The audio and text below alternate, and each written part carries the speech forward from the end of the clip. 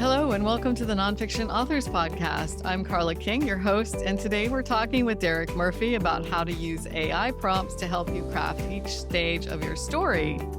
But first, I want to let you know that this podcast is brought to you by the Nonfiction Authors Association.com, and that's where you can find this and all our other podcasts, including full transcripts, links, and show notes. So head over and subscribe to our email list to get notified about upcoming guests and past guests. You can also take advantage of our free resources and explore membership options. We're here to help make your writing and publishing journey an enjoyable and successful one and connect you to a community of nonfiction authors like you.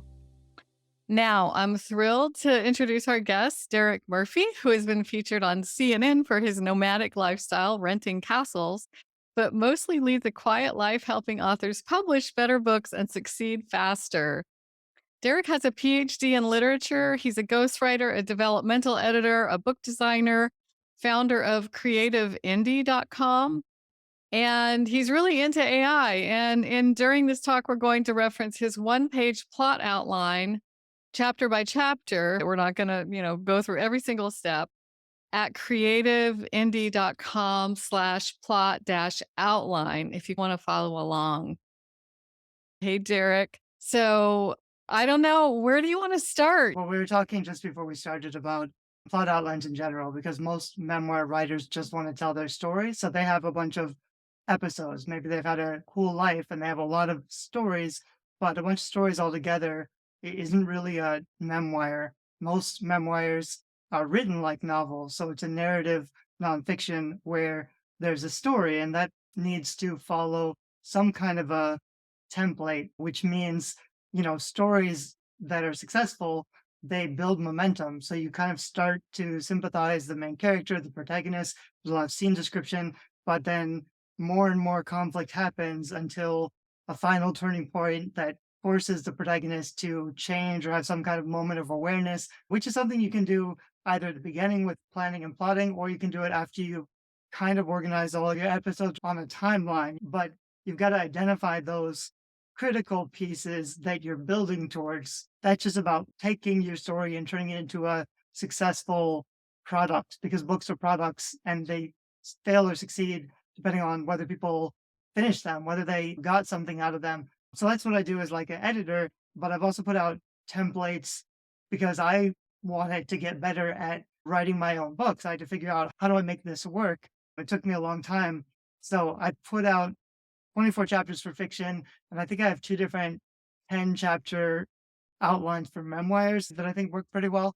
It's something so that you have some structure that you can begin with to start filling in the blanks. I think it's really useful. But I have gotten into AI more, not from the like how to write a book with AI, which is what everyone's talking about right now, but just from a standpoint of, I have too many projects. I'm a one-person shop. I don't have the funds to outsource everything. So for the first time ever, AI is allowing me to finish some products or projects that I never could before, just because it's like having a co-writer or a researcher or an editor that can help me to do things that I don't have time to do myself. So that's kind of why I'm excited about it, even though I know, it's obviously controversial and it's going to change a lot of things up in every industry. I do think it's a very useful tool for writers.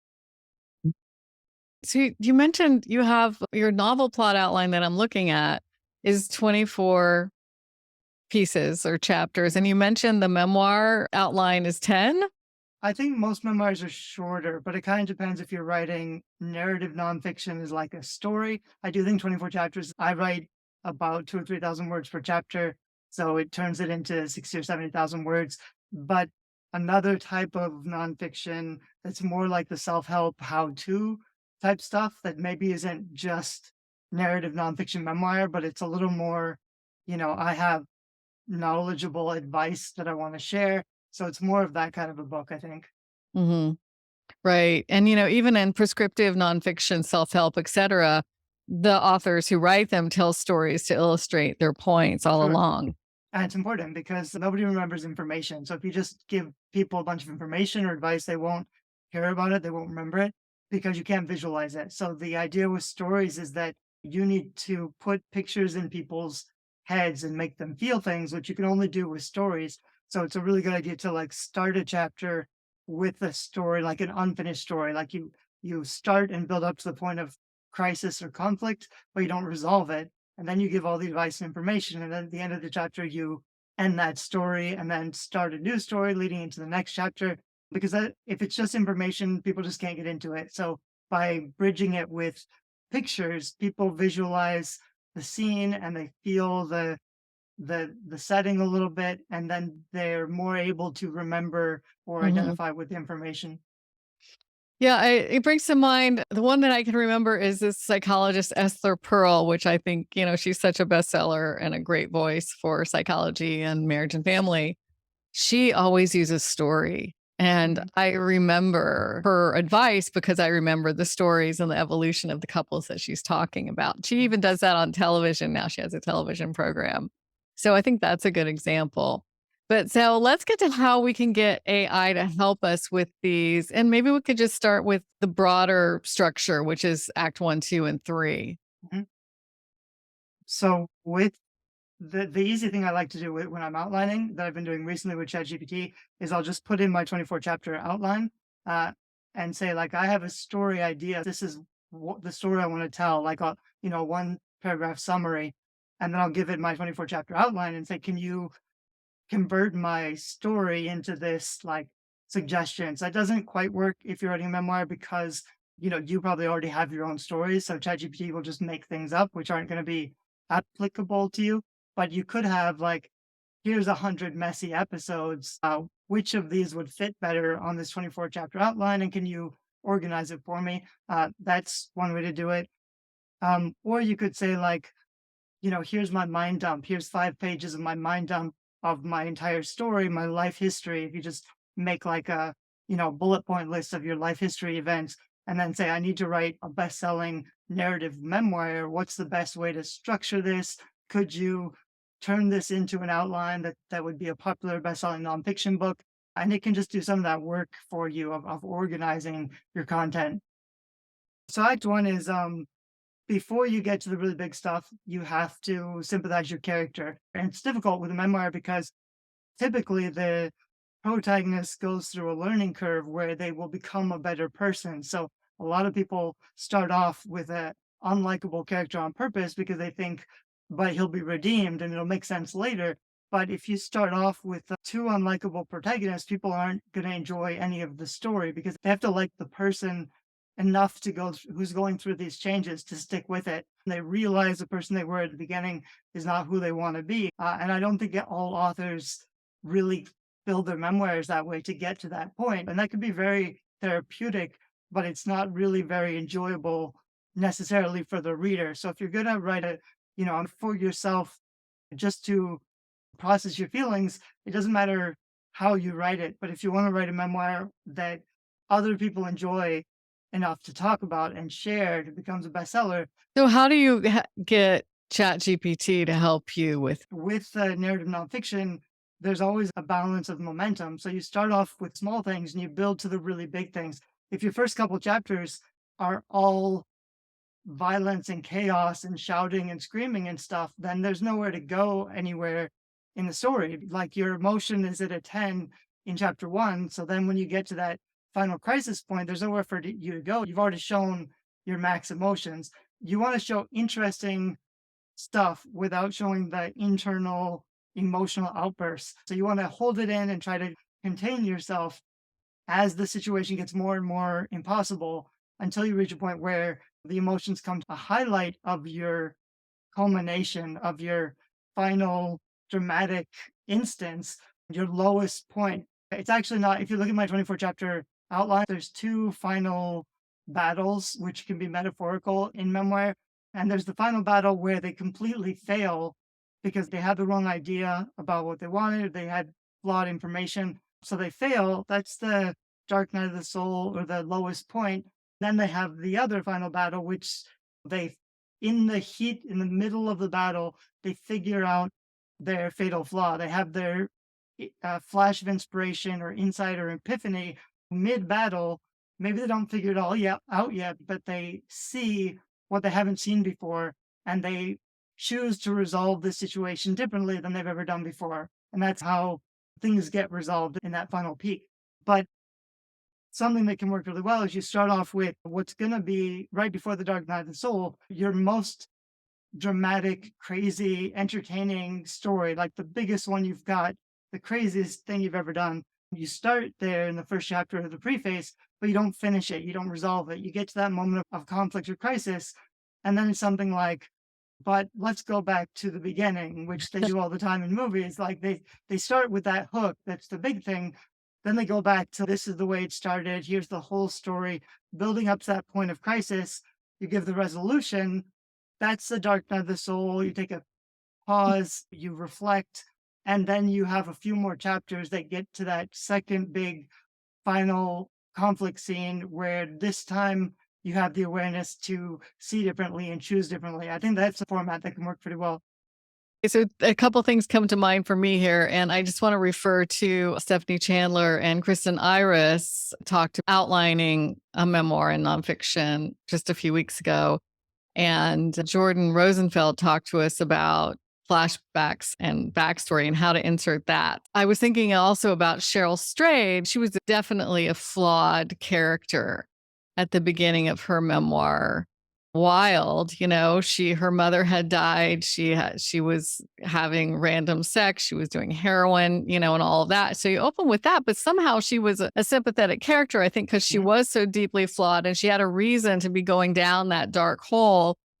And so we connected with her because we wanted her to feel better. She was And deeply it's more hurt. entertaining, like the crazy stuff. It can be more entertaining, especially in the beginning. Somebody said that description is like pasting over the plot holes because if you keep them distracted with big description, big scenes, they're looking at the pictures, they're not really thinking, does this story hold water?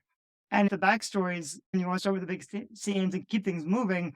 And then the backstory where you figure out why their behavior is justified, why they're so messed up, why they're acting out, that you get to the full reveal, that stuff usually happens much later in the book. It's not the stuff that you start out Right. with. You start out with the exciting visual episodes where things are happening. You don't want to just be like in the Hmm. protagonist's flashback because the problem with flashbacks in general is that it's concluded action. It's already happened.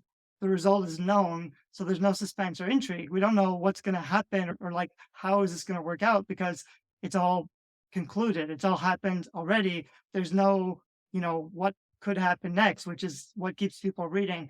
I would just try to take out all your flashbacks and just go into, episodic, time based narrative until you reach that point where, like, in the middle of the most dramatic final conflict that they have to face that they've been avoiding their whole lives, that's usually where the backstory happens. It's mid final battle scene. So in Netflix or in movies, even like Marvel movies, they have this thing where, at the maximum point of crisis where the final battle is happening and you have to show the heroes winning, they stretch that moment out as long as possible.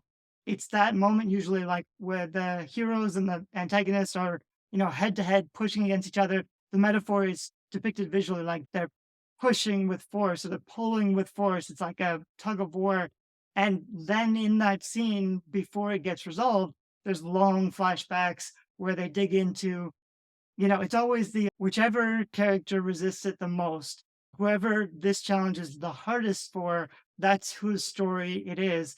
And that's when you have to show why is this challenge impossible for this character. A good story is always an impossible challenge. So the character always has to be met with a personal challenge that mirrors their personal flaw or their backstory, shard of glass, their whatever they can't handle. So often, like at the beginning, you'll show something they're afraid of, like a minor incident that hints at the thing they can't do, but it isn't all spelled out. And then at the end, you see like they have to do the thing that they absolutely cannot do because they've been afraid of it their entire lives because of their childhood history. So when they're forced to do that one thing, that's the time to finally reveal the full, deep backstory Oh, narrative, as brutal and painful as it is, because then they're finally facing it. But I right. do think you want to be careful about, even if it's an interior monologue, inspirational awakening, you've got to show it on a stage. Like, what would this look like as the Netflix show if your memoir got turned into a movie? How do you picture this? Is it just someone in their room? Even if it is, they probably are going to dramatize it with demons or ghosts or earthquakes or big events. And going back to Cheryl Strayed, very little of that memoir is her walking the Pacific Crest Trail. Most of it is in her head, and it's Mhm. very, very dramatic. So what I'd love to get to is the memoirists, we have our stories. I have a story and I have the beginning and the middle and the end, but I'm having trouble figuring out how much to tell and in what order. How do you mentioned before feeding a 5-page summary or something into ChatGPT. How do you prompt it again to give you an outline that follows the hero's journey, the act 1, 2, 3?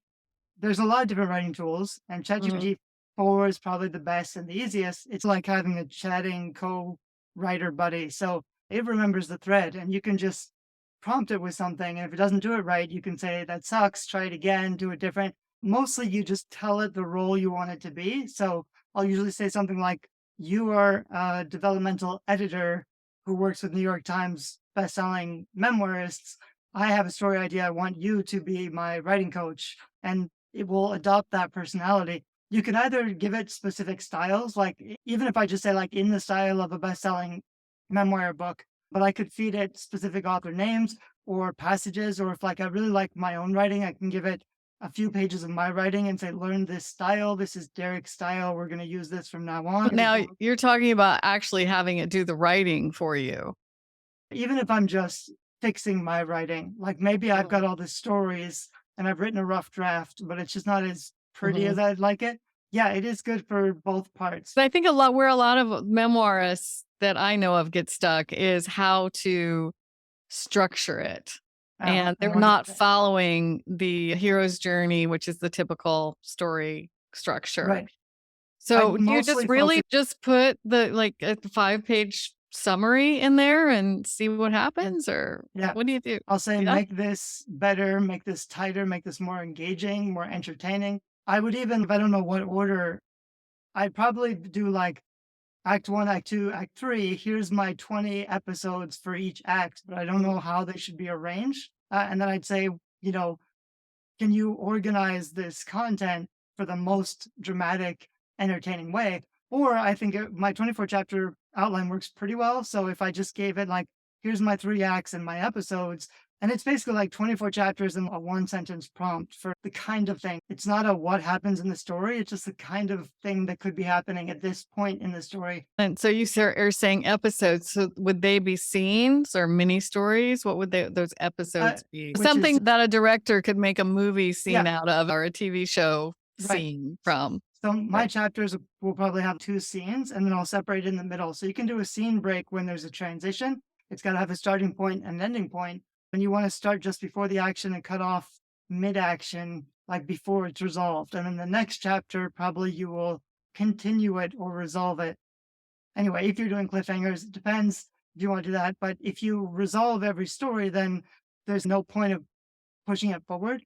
I'd say with a memoir, I'd be careful of the meaning. Like, these are my feelings. I would stick a lot closer to what actually happens, what events happen. And then later, like towards the end, you can get into some deeper Mhm. reflection, theorizing, self awareness. In the beginning, I think most people just don't have time to self reflect on the episode. Focus on telling it like a novel in terms of, things should always be happening that move the story forward, Mm. and everything that you put should matter so that if you took it out, the next section wouldn't make sense because it's a necessary, like this piece Mm. was a necessary domino to get to the next scene. Even if we don't see it all until later, it's the sequence of events that were all necessary to get to that moment of crises or change that actually happened. Like, you only got that epiphany because you happened to go through that, all those other episodes, so that you were prepared to act differently this time, because almost everybody, like normal people, handle crises well. And most of us, we wouldn't become someone else or destroy our consciousness or ourselves because we can handle crises. But then sometimes, like, you might have crazy entertaining stories you just want to tell, or maybe you have some like name dropping you want to tell. I know people who met famous Hollywood stars or whatever. You met those people, name dropping will probably help the book be more successful, but it may not be a relevant story to get you to where you need to go towards the end. Sometimes there can just be entertaining scenes or Mhm. episodes. I'm Like glad to hear you say that because uh, my books and stories, they have, travel, it's travel memoir. And so I've got all this travel stuff. And, you're a traveler too. So, there's all this stuff happening that people want to know about and it's and valuable, but travel memoirs. it doesn't create any epiphanies for me. It's Yeah. the things that happen that create that epiphany, but I want to keep them in there. Is that okay? No, that's fine, especially with travel writing, because I think travel writing is more about the entertaining stories. People don't expect that this is all leading somewhere to a Mhm. transformative event. I think that's, as a fiction writer, like to make a very satisfying, emotional novel, there should be this kind of a structure. You can apply that structure later if you just have all your episodes in order, and this is the book is all your fun, cool episodes. Yeah. You can still apply some of that structure on top to just give it a little bit more depth and drama. I think the problem with entertaining episodes is that it's not building emotionally. So Yeah, what I'm hearing you say is that nonfiction authors, whether you're psychologists or sports or travel or whatever, you should have 24 scenes, maybe 10 to it 20, might be 30, more than that. 30 scenes, My and you can feed those into an outline. And can you ask ChatGPT to structure it with the hero's journey? But it doesn't know the backstory around each of these stories. Yeah, you'd Scene? have to give it the scenes. You could like Mhm. just do a massive brain dump, basically. Here's 100 cool episodes I want to turn into a book. How can I structure this? It's pretty smart. And if it doesn't get it right, it's probably the prompt. I also think, like right now, it's limited by character. So you can't put in 50,000 words, 100,000 words, but it will at the end of the year. By the end of the year, there's going to be a bunch of tools that can do that, where you could put in 100,000 words and say, this is a mess. Can you just read this and then turn it into a bullet point outline for me? And it can do that. It'll be able to do that. So I think it's going to be pretty useful. Right now, you'd have to say, here's 100 things that happened to me, funny, cool things that happened to me. And it'd be like a one sentence or one paragraph summary of the scene. Yeah, and that's probably what you'd have to do. And then you'd say, organize this. There's a lot of famous screenwriters structures too. So if you just say, like, use this structure, I want to turn this into a movie, or I want to turn it into a best-selling memoir or whatever, it'll just use the public history of knowledge to turn your content into something more organized. It depends if you've already done a lot of writing too, or if you're like, I just have an idea for a book, but I don't know how to write it. And then I'd really focus on organizing your episodes. People who don't have 5 grand to spend on a developmental editor can now find a very cheap tool that can help process that information and organize it or critique it, which is something we've never really had before. So I think it's going to make it easier for people to tell their story. The other thing we were talking about earlier, which I've been using, is for people who can talk a lot but maybe aren't used to writing things down. I'm not very comfortable on video, but I got into YouTube because I wanted to build my nonfiction channel basically. And I'll stall and mumble and go around in circles. So my videos are not great content because I'm not a great public speaker, but I can holds YouTube videos into tools that turn all of my speech into words. I have an hour-long video, it'll turn into like 20,000 words, which is crazy. So I could make my list of 100 episodes and just tell the story, tell the anecdote, videotape it or record it, and then put it into one of those tools first to get the wall of text, which is going to be just messy with no punctuation. It's a nightmare to edit, but that kind of content, ChatGPT does really well with editing. If you can say, okay, here's me telling this story. Now I want you to pretend you're a developmental editor for New York bestselling publisher. I want you to organize this and clean it up and fix it and rewrite it to make it dramatic and engaging and entertaining. And it can do that for you. You could train it in your style first if you want, or you could test out a few different things to see which style is going to be the best. I know some writers who just want to write their own words and they want their style. And I know some writers who just want to tell their stories and they just Mhm. want someone else to fix the style. They hire a ghostwriter, they hire an Mhm. editor to just make it sound better. That's the kind of thing that was extremely high skill and very expensive, last year even, which right now is being threatened because I think even if these tools aren't there yet, by this year they really will be. I think people have more options and they'll be able to produce better quality books than they could before. What tools do you use to dictate your words and create text? I've got one that's called Antiago. It's Thiago. It's a Spanish site, but for some reason I found it and it works really well. It's free. You just like, here's the link to my YouTube video, and then it instantly gives you the whole text. And the quality is pretty good, even though I don't speak very clearly. So I know there's a lot of others, and people use certain apps for like dictating or dictation, but I've been using that, and then I'll put that whole thing into ChatGPT and just say, clean this up. And I need to write a lot of blog posts to build my traffic so I can sell books, but I don't really blog very much. I don't have anything to talk about. YouTube's easier for me because I can sit down and make a 5 or 10 minute video instantly and put it out there. But that could be a 2,000 word blog post like immediately, where I just make a video, put it on YouTube. I'll turn it into a blog post and put my YouTube video on my blog post. That's Mm. really good for platform building. And it's so much easier than sitting down to write. It is. And, don't sell yourself short, Derek. You have a great following on YouTube. And I actually love to listen to you and watch you on YouTube. I remember you did, I think, a year of YouTube videos at one point as a personal challenge. I did 100 like brain dumps about all the topics, Great. publishing and writing. They'll come up sometimes in my feed and I'll see myself, 10 years ago, just looking like crap, talking about crap. They're embarrassing. I think there are other passive ways where if you're not an extrovert, you can still sell a lot of books. But it was something that I wanted to do for my platform.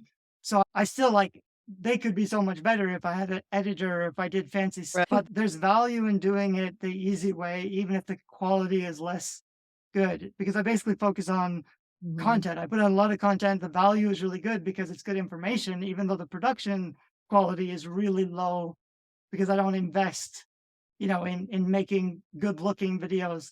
I would do a lot better if I did, but that's not I don't make a lot of money from YouTube. It's just something I use to drive traffic. I think that the authenticity that you put forward in those videos was a real refreshing your viewers. I wish we could talk more. So where can we find you and these videos and your main site and some of your books? And are you blogging on AI tools? I've been getting a lot of traffic for Midjourney because my Mhm. creative indie is my blog where I talk about everything, but it's not really directly focused on one thing. So people try to find me in my books and courses and they can't even find it on my main blog. But I also talk a lot about book design and cover design. So I get a lot of traffic for book cover templates. Midjourney art stuff is getting a lot of traffic right now. I have a lot of free books about publishing and writing. The Plot Dot is a free book about plotting, which is like we mentioned the 24 chapter outline. The Plot Dot is just like a simple 9-step framework. So even if you're just starting with that, that's a pretty useful beginner's guide to how do I make my story build momentum. It's simple, and I want to Simple. turn it into a real workbook or something. And then Book Marketing is Dead is free. That's a marketing book. I've done a lot of books about books and publishing. I've been working on a nonfiction book proposal about creativity and AI, which I'm kind of excited about. And I've been using ChatGPT to build the proposal. And this is a project where I've got a brain dump file I've been working on for 10 years. It's just a mess. I don't want to look at it. I would never have the energy to do, except with ChatGPT, I can get help just cleaning it up, organizing it. So that's been useful for me because I have so many projects that I could dust off and turn into something pretty quickly. So that's what I've been doing. Great. Thank you. I think that's very inspirational to a lot of experts who have a lot of experience and a lot of notes to organs that are just sitting there on hard drives somewhere. So thank you for being with us, Derek. No And I worries. look forward to your travels and more castles and travel adventures as well. It'll be fun. And thank you to our listeners for joining us today. You can find the full transcript of this and every episode, along with links to what we talked about today at nonfictionauthorsassociation.com. And please also subscribe to the Nonfiction Authors podcast wherever you listen to podcasts. And until next week, remember, keep writing. The world needs your experience and expertise. Thank you.